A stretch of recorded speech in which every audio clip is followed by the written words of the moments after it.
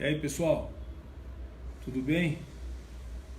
Estamos aqui no dia 21 de setembro de 2018, na nossa live de sextas-feiras pelas manhãs. 21 de setembro, quantos dias falta para as eleições então? 21 até são 9 mais 7, é isso? 9 mais 7, 16 dias. 15 dias, pessoal, as eleições gerais. Vamos entrando aí, ver se o áudio tá bom. Tá entrando certo aí? Deixa eu começar dando alguns avisos. Primeira coisa para começar a conversa é o seguinte. Ontem à noite começou a passar pelos WhatsApps, deve ter chegado em um monte de gente aí, porque eu sei que chegou muita gente do nosso partido aí, dos grupos das cidades, etc. Um vídeo da gravação da minha entrevista na Jovem Pan, que a turminha aí do Bolsonaro editou, fez lá uma gracinha. Pode fazer a gracinha que quiser, o problema é que é uma entrevista que tinha um conteúdo importante pra gente passar, e aí, pra variar, atrapalha tudo, sai aí, todo mundo acha que nós estamos falando do Bolsonaro. É uma coisinha ridícula aqui.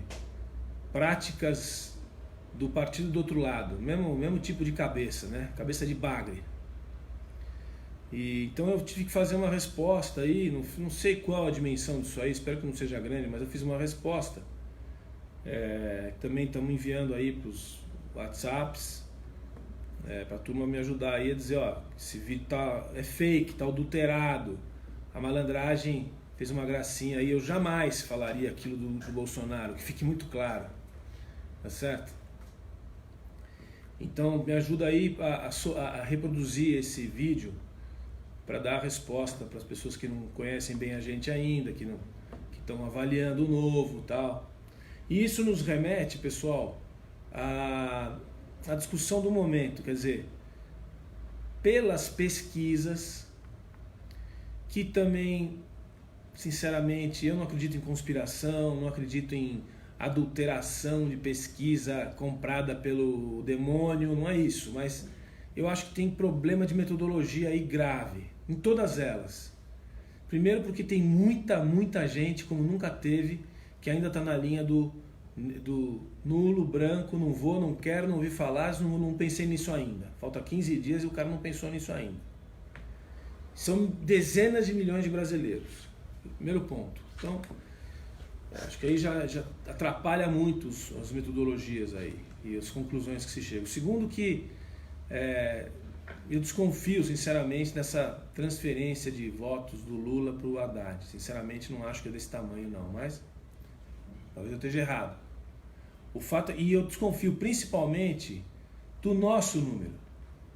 Nós temos muito mais do que 3%, pessoal. A gente tem 6 no mínimo. E nós vamos chegar no dia 7 e nós vamos ver se eu não tenho razão. Então, se nós estamos disputando ainda, e eu acredito que nós estamos disputando uma segunda vaga para o segundo turno, porque ao que tudo indica, uma vaga já é do candidato Bolsonaro, vocês imaginem que, como escreveu alguém aqui, nós estamos vivendo uma eleição de realismo fantástico. Um dos candidatos diz que não é ele, que é um outro cara que está encarcerado. E o outro, que é candidato, está no hospital, acamado. Olha o nível que o Brasil conseguiu chegar nas eleições gerais mais importantes da sua história republicana. Olha o nível. Um encarcerado e um no hospital. São os favoritos, segundo as pesquisas. O fato é que eu acho que o Bolsonaro deve estar mesmo no segundo turno. É muita gente, a gente sente, é muita gente, é muita pressão, muita gente indignada, né? Ele canalizou a indignação, seja lá o que esse fenômeno explique, é um simplismo absurdo, mas ele canalizou. A outra vaga está em disputa. Então eu quero deixar claro aqui o seguinte, pessoal, vocês são todos, na maioria, pessoas que já acompanham essas lives, vocês são gente do partido, maioria, gente simpatizante que acompanha. Que tem que passar para os outros aí, primeiro parar com a histeria, né? O João falou anteontem, que ele tinha dificuldade de aceitar ou um ou outro. Se acontecer um segundo turno desse tipo, tem dificuldade de se alinhar a um lado ou outro. E é disso que se trata mesmo. Ah, mas vocês não são a favor de um, são a favor do outro? Não. Pensamento binário. Pensamento de 001, 01, 00. Não é assim. É o seguinte, nós estamos disputando. Essa pergunta não vai ser nem respondida. Segundo turno tratarei no dia 8 de outubro. Certo? Primeiro ponto. Segundo ponto. Ah, vocês têm que dizer que vocês são contra o PT. Meu, qual é o único partido que foi para defesa oral no TSE contra o PT?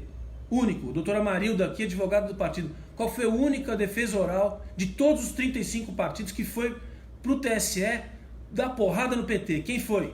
Como é que chama esse partido? Novo. Então vai perguntar para os outros partidos se eles são anti-PT. Vai ler a cartinha do Fernando Henrique agora, dizendo que não, veja bem como é que é, não, a marcha da insensatez, vamos nos alinhar com os partidos de centro, essa conversinha.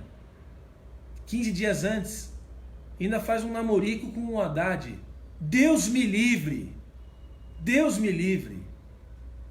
Eu posso dizer para vocês o seguinte, essa posição minha, não é do partido, mas eu acho que o partido vai alinhando por aí. Se tem uma coisa que a gente não pode imaginar, que é o desastre para esse país, é a nossa assinatura da nossa incompetência, da nossa imaturidade, é eleger o PT de novo presidente. Entendeu? Isso daí, vou dizer para vocês, ó, não vira Venezuela, como botou lá o Alckmin no filme, dizendo que quem vira Venezuela é o Bolsonaro. O Brasil não vira Venezuela, o Brasil não vai ter guerra civil, o Brasil não vai afundar no mapa, o Brasil não vai apagar a luz, fechar a porta, não vai acontecer isso. O que vai acontecer, fato, é que nós vamos empobrecer, e muito, se o PT ganhar.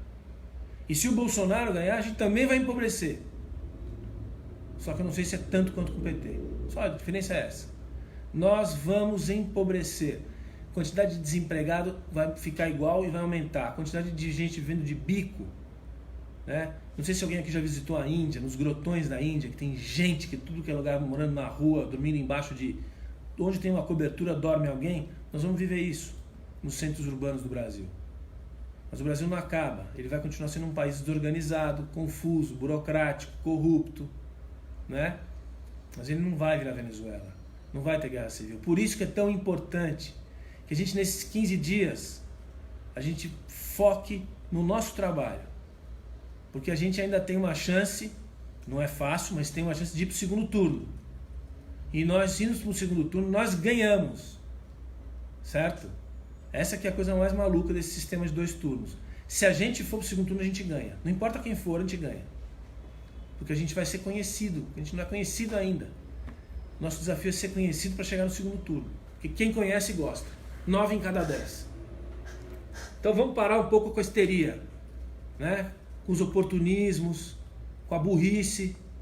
Vamos continuar trabalhando na pauta do novo, na diferenciação que o partido tem da instituição, nas ideias, nos projetos, para nível de governo do Estado também, senadores, deputados. Não apavora, não começa a fazer que nem o pessoal aqui, ó. Um absurdo, cara. Isso aqui é um país do absurdo. Aqui, ó. Após chuchumbo, é agora o nome que dão pro Alckmin. Não é mais chuchu, é chuchumbo, porque não consegue sair do chão, né? Muito pesado. Chuchumbo.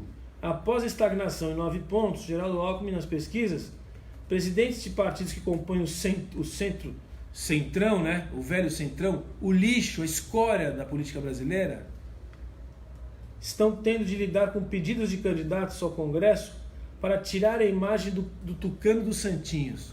Olha o nível desses caras. Não vamos fazer nem perto disso, pessoal, de ficar aí fazendo gracinha nas redes sociais, dizendo que é novo, mas mais ou menos. Segue firme, não seja oportunista. Não seja oportunista. Pensa primeiro no projeto institucional do partido. Espera, vamos até o segundo turno, tem 15 dias.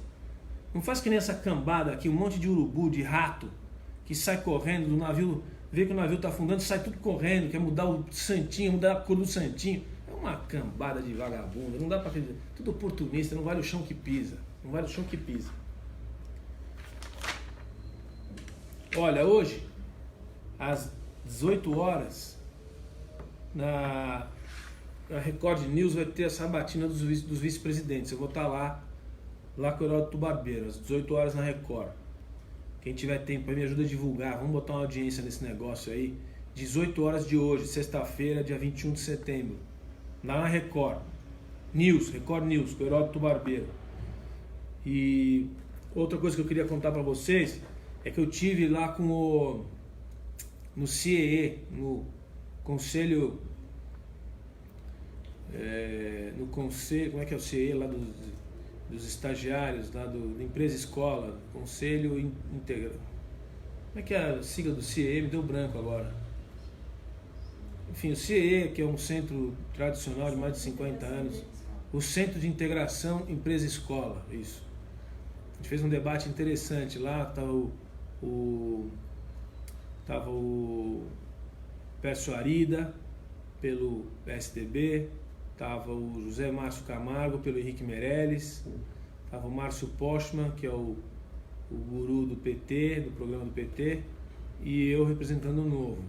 O que me chamou a atenção, que foi muito interessante, é o auditório com gente muito jovem, uma média idade de 20 anos, perguntas muito focadas na questão do trabalho, uma discussão muito interessante sobre trabalho, emprego, futuro, lei do aprendiz, legislação brasileira, flexibilização de trabalho, legislação do trabalho e perspectivas do trabalho no mundo, né? A mudança completamente muito impressionante, né, do universo do trabalho. Enquanto os sindicatos estão aqui falando de aumento de salário, como se tivessem parado em 1965, o universo do trabalho mudou completamente, né? Nossa legislação trabalhista não é nem ultrapassada, está jurássica. A reforma trabalhista que o Ciro disse que vai rever, pessoal, é muito grave pode acontecer no Brasil. Eu não sei nem o que pedir para essa audiência aqui. É só para sair na rua e falar, pessoal, vocês querem se suicidar coletivamente? Todos nós vamos se suicidar coletivamente? Põe o PT no poder. Você quer passar um perrengue? Vai votar no Ciro, que vai ser inflação e burocracia trabalhista e falência das empresas. Na Marina, basicamente é uma paralisação geral. Vai ficar todo mundo atrás da licença do passarinho e não vai conseguir licença nem para daqui até a esquina. Para esse país. O Alckmin está aí no desespero, nem o partido dele respeita ele, as lideranças nunca respeitaram, ignoram a existência dele. E está aí, chuchumbo. E agora estão querendo fazer essa frente aí, frente universal, da frente ampla, para salvar o Brasil. Com que legitimidade? Né? Até um mês atrás estavam com a mão na taça. Agora todo mundo pedindo arrego. Se o Brasil quiser passar pelo purgatório, vai passar. Vai passar. Se essa é a vontade divina, é a vontade dos brasileiros, antes de divina, antes de destino, é a vontade dos brasileiros. É voto. Vota pelo purgatório, vai para o purgatório. Mas o debate no CIE foi interessante, viu? Tem uns vídeos aí, quem quiser olhar, dá uma olhada. Dê uma peitada na turma do estatismo, na turma da fantasia estatizante. Olha, eu não quero fazer um vídeo pessimista, mas tem que fazer um vídeo realista. Aqui no jornal que a Pew Research Center, que é um instituto de pesquisa importante americano, que fez pesquisa em 27 países para avaliar a situação econômica e como é que os entrevistados veem, se veem positivamente, se vê negativamente a performance da sua economia. Olha o Brasil, 48% dos entrevistados dizem que a economia nacional está muito ruim e 42% que está só ruim. 90% dizem que a situação está ruim, ou pior ainda.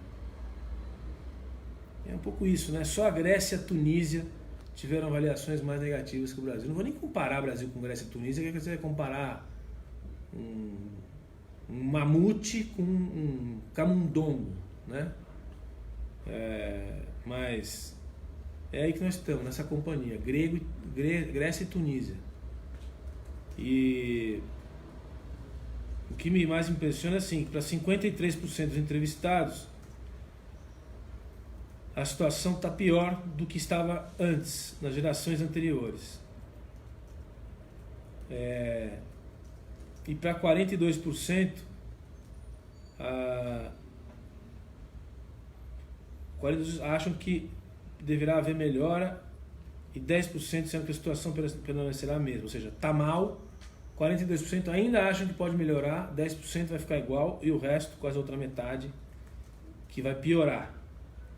E em 2013, 5 anos atrás, 79% dos brasileiros afirmaram que as novas gerações teriam uma melhor situação do que o dos seus pais.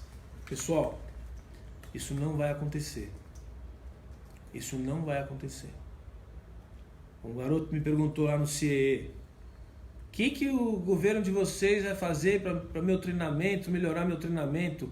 Vou dizer o que ele tem que fazer. Foi a resposta que eu dei lá. Faça duas coisas. Você que tem aí de 18 a 20 anos, está sentado aqui nesse auditório, se eu estivesse no seu lugar, eu faria duas coisas. Primeira, prioriza totalmente você aprender a falar a língua inglesa. Para tudo. Não tem dinheiro? Pega a internet e começa a estudar inglês sozinho. Se vira. Acha alguém que fala inglês e pede um auxílio para quem sabe. Compra um livro e segue o livro na risca. Compra essas fitas. Se não tiver fita, CD, pede emprestado. Aprenda inglês. Entre no mundo. Primeiro ponto. Segundo ponto para a moçada. Ninguém vai te fazer nada para o seu ensino ficar melhor, para o seu programa da sua escola técnica ficar melhor. Esquece. Primeiro tem que formar os professores. Nem tem professor suficiente para todo mundo. O que tem está defasado. E o que está defasado, uma parte está com ideologia na cabeça. Mesmo técnico, esquece. É sozinho, na raça. Na próxima geração, que é o que está falando aqui, talvez a do meu filho, que tem 8 anos, gente que tem filho com 5, 6, talvez fique um pouco menos pior. Talvez o Estado consiga reorganizar as condições para que a sociedade consiga organizar o ensino mais eficiente. É mais uma geração.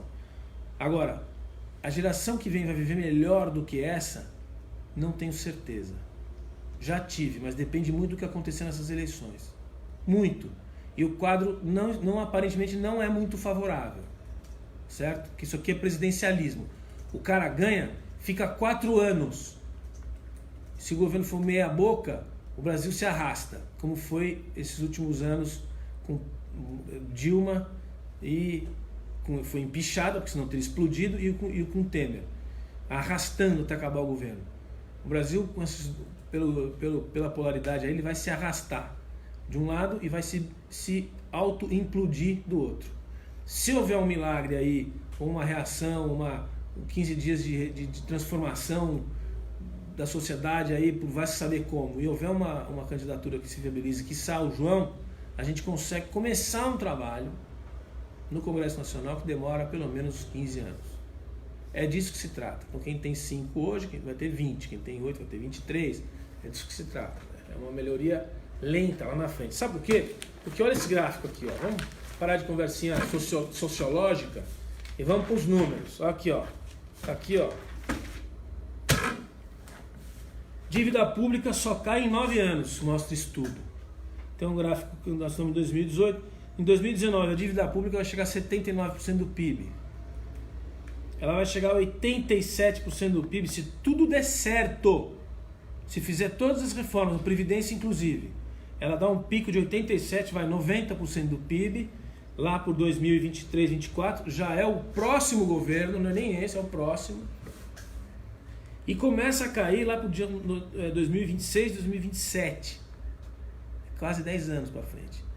Um país com a dívida dessa, arrumando tudo, ele só consegue entrar num círculo virtuoso de pagamento de dívida e de oxigenação da economia em mais uma década. É disso que se trata, pessoal. Aí vem o pessoal do teto de gasto, sou contra o teto de gasto. Tem que cortar na despesa. É o único jeito de arrumar o Brasil. Tem que parar de gastar. Ah, mas não dá porque está tudo compromissado. Então vai ter que dar atraso. Então vai ter que negociar com categorias, vai ter que modificar a legislação. Não dá mais. O outro veio falar em CPMF, quase mataram ele no partido dele. Né? Paulo Guedes, vamos fazer CPMF, cococó, kikiki, tomou um chamado lá do chefe lá do hospital. Que CPMF, o que? Agora não fala bobagem. Os caras não têm coragem de falar o que eles vão fazer. A gente fala, nós vamos cortar muito custo. Esses dias eu vi na televisão, não sei mais onde que foi, numa reportagem, acho que era no Fantástico. Eu vi lá noitão, assim, acho que era Fantástico. Que na Previdência, que acharam mais 5 bilhões de rombo por desvio e roubo. Gente que tem casa na praia, que recebe fundo de aposentadoria, pensão, etc. Tudo falsificado. 5 bi. Pessoal, mais de $1 bilhão de roubo. Então o que tem que fazer? Acabar com isso. Pente fino em todas as contas. Não é ficar aumentando imposto com CPMF. Vai ter mais evasão, vai ter mais gente na informalidade. Aí o Gênio falou isso, foi lá o chefe lá do hospital, não fala isso, pelo amor de Deus. Aí dizem que ele vai tomar conta do Brasil, porque o cara não tem... O cara lá, ele fala assim, vou mandar pro posto Ipiranga, que o posto Ipiranga resolve. Só que o posto Ipiranga foi resolver agora, já tomou uma chamada. Quanto tempo o cara dura num governo? 15 dias? Depois quem vai ser o ministro da Fazenda? É isso que nós vamos fazer com o Brasil? Não estou nem falando do Haddad, porque se for Haddad, meu amigo, nem sei, olha, nem quero saber, nem quero pensar. Vamos trabalhar com o novo para o segundo turno, pessoal. Está desidratando a Marina, está desidratando o Alckmin, e nós estamos aí, só precisamos ser conhecidos. Essa questão de economia que me chamou a atenção. Voltando aqui para a pauta política, é de matar o Brasil, pessoal. Brasil, cara. Só que daqui eu não saio, viu? Avião de ida, não. Sem avião de ida. É aqui, ó. Vamos ter que enfrentar. Turma mais jovem aí, ó. Começa a estudar política, arruma um trabalho, arruma um bico, arruma uma renda e começa a estudar. Começa a estudar para ocupar posição de comando. Entendeu? O Partido Novo vai crescer. Independente de qualquer coisa, vai crescer. Vamos agregar, vem pra cá, vamos conversar. Você tem o mesmo valor, os mesmos valores que a gente? Começa a se preparar. Vamos assumir aquilo que é nosso. Vamos tirar da mão dos amigos do Zé Dirceu, do Vacari, do Delúbio, hein? Timinho bom que tomou conta. Aparelhou o Brasil inteiro. Aí vem a gente vê o horário eleitoral, né? Como a gente pena, né, pessoal? A gente não tem tempo, né? Tem lá 5 segundos e tal. Aí fica vendo aquele monte de idiota lá, ó, e o pessoal se esconde. Uns usando laranja, que não é a cor deles. O Márcio França, o novo governador, tudo cor de laranja. Aí agora o trouxa aqui do PT, ó, no Distrito Federal, eles ignoram a legislação e deixam de mencionar o nome do Partido dos Trabalhadores no programa eleitoral de televisão. O cara do PT, só que ele não fala que ele é do PT. Olha, Marcelo Neves, merece registro. Marcelo Neves, 133, bandeirinha do Brasil, um vermelhinho no fundo e fica quieto. Mas tem que escrachar, né? Cada um, porque os caras são ruins de serviço, viu? Vai aprender a ler, rapaz. Vai estudar. Nossa senhora, olha aqui. O que sabe o que acontece? Você fica olhando. Quando você tem que ler muita coisa de Haddad, você vai ficando deprimido. Sabe? Você fica procurando outra coisa para ler. Olha lá. Deixa isso aqui lá. É Economist. Aí vai Economist, pô, querida revista Economist. Pô, sou assinante. Sempre leio, pô. Faz uma matéria, uma meia boca de uma matéria, bota a capa do Bolsonaro e diz assim, ó, se for eleito, Jair Bolsonaro pode colocar a sobrevivência da maior democracia da América Latina em risco. É mesmo. E isso não significa que o The Economist é petista, viu, pessoal? Para quem ficou na dúvida. A The Economist é uma instituição liberal de mais de 150 anos. Então, sem pensamento binário. A crítica é ao candidato Bolsonaro, mas ela está cheia de platitudes aqui. O fato é que no final a matéria é a seguinte, ó, colocam o Bolsonaro meio no mesmo patamar assim dos novos populistas. Coloca ele junto com o Trump, coloca ele junto com esse Rodrigo Duterte aí, que é o novo presidente, o presidente das Filipinas, que é um desses ultradireita aí, populista ultradireita. E coloca ele na mesma linha que o Salvini na Itália. Enfim, mas não é, pessoal, ele não chega, não dá, não chega nem a isso. O fato é que nas conclusões ele diz assim: muitas reformas são necessárias no Brasil. Bolsonaro não é o homem para promovê-las. Então, elegendo o Haddad, tiro na cabeça. Elegendo o Bolsonaro, 4 anos esperando chegar a 22. É disso que se trata.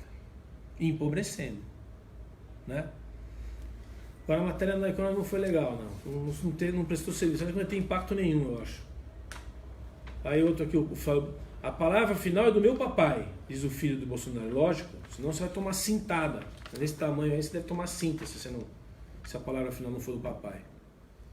Aí, ó, Haddad vira alvo das rivais em debate. O debate, eu comecei a ver o debate, pra ser sincero, não terminei, não aguentei. Não dá. Ficar olhando todo mundo jogando papelzinho no Haddad e o Bolsonaro não participando, faturando em cima sem participar. O Boulos. É duro, viu, pessoal? É duro. O João tinha que estar aqui. O João tinha que estar aqui para falar 2, 3 frases, você ia ver. Nós ainda estamos tentando, viu? Nós não desistimos. Vamos para SBT e Globo. Vamos tentar. Estamos conversando aí. Cartas, abaixo-assinado, conversas. Vamos ver. Vamos ver. Aí a carta do Fernando Henrique. A marcha da insensatez. Essa é uma expressão, se eu não estou enganado, é a expressão de um livro da Barbara Tuchman, Marcha da Insensatez, que descreve o processo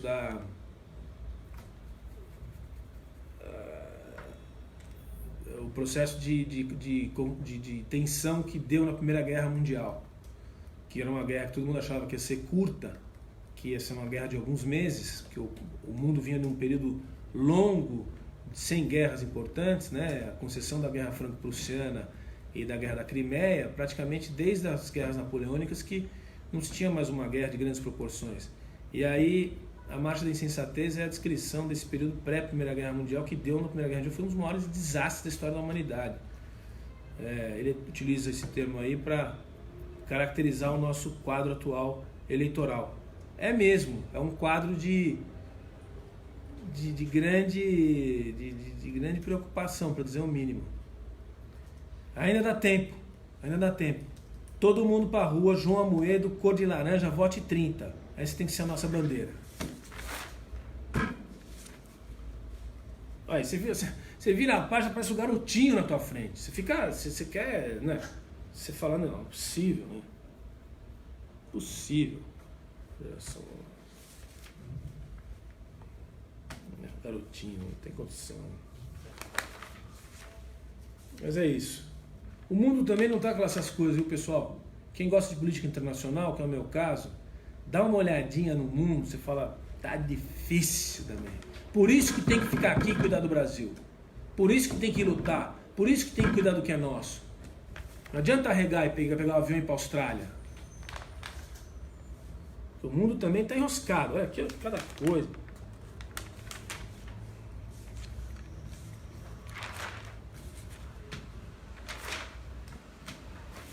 É isso, pessoal. É o seguinte. Vamos trabalhar os próximos 15 dias. Os 15 eu já falei aqui da dívida pública. Vamos trabalhar. Então ainda tem essa questão do comercial, que é um assunto que a gente quase não toca. Mas é o seguinte, ontem eu falei também, essa semana eu falei para o pessoal de exportação de proteína animal. Vários donos de empresas, frigoríficos e exportadores de frango, de suínos, que eu conheço, uma turma que eu já trabalhei. E uma das conversas é justamente essa, esse conflito Estados Unidos-China, né, os americanos fechando o mercado para os chineses, pode chegar a um impacto de crescimento no comércio chinês e no PIB chinês de 3% de PIB. Isso pode afetar o comércio mundial e todo o crescimento mundial em torno de 1% do crescimento mundial. E pode afetar, em alguns casos, o comércio geral das nações em torno de 17%, os efeitos em cadeia desse conflito Estados Unidos-China. O pessoal do Brasil fica aí tudo meio oriçado porque está vendendo um pouco mais de soja, um pouco mais de proteína, mas isso aqui é ruim para todo mundo. Nós não podemos gostar disso. A gente tem que fazer o contrário, tem que promover a abertura dos americanos e nossa, que a integração e a liberalização é que leva à riqueza, não o contrário. E agora está dizendo aqui que tem muito açúcar no mercado. Aliás, ontem eu fui visitar também lá em Ribeirão Preto, uma usina muito interessante, a usina da Pedra. E o que está acontecendo no mundo é que tem açúcar demais. Está abundante. Os preços estão ruins. O Brasil tem muita produção, a Índia produzindo demais, subsidiando o açúcar indiano. A Tailândia começando a produzir. E agora os chineses dizendo que o Brasil está inundando o mercado nacional. E o Brasil deve levar a China ao OMC. Mais um problema comercial para um produto fundamental para o nosso país. A situação, pessoal, nacional já é preocupante. Imagina o Haddad e o Bolsonaro pegando esse problema, como eles vão resolver. Tem que pegar a cartilha para entender do que nós estamos falando. O cara não tem ideia do que nós estamos falando. Vai dar para algum diplomata desses que ficou gastando 30 anos com Venezuela para resolver?